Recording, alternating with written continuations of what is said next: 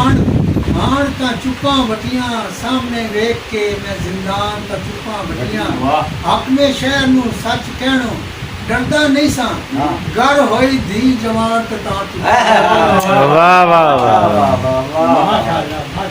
बहुत अच्छे हक में शहर नू सच कहण तो डरदा नहीं सा घर होई धी जवान ते तां चुप्पां वटियां इसराइल बड़ी टै करदा रहिंदा सी इसराइल बड़ी टै करदा रहिंदा सी दुर्गत बनाई जद ईरान ते तां चुप्पां वटियां चोर चक्का पिंड दा इत्थे चौधरी होया चोर चक्का पिंड दा इत्थे चौधरी होया मुंडी रन होई प्रधान ते तां चुप्पां वटियां किसे अगे फरियाद करा मुनसिफ डरे होए किस अगे फरियाद करा मुनसिफ डरे होए इस तरह लुटन पे पास बांध ते तां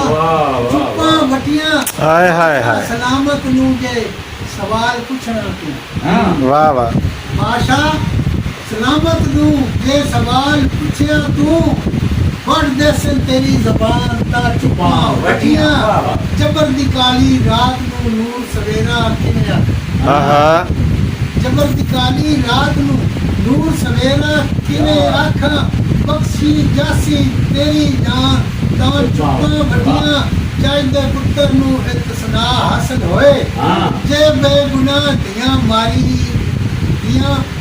जान ते तां चुप्पां वटियां झूठ दा बण हाण तां चुप्पां वटियां सामने वेख के मैं रमदान तां चुप्पां वटियां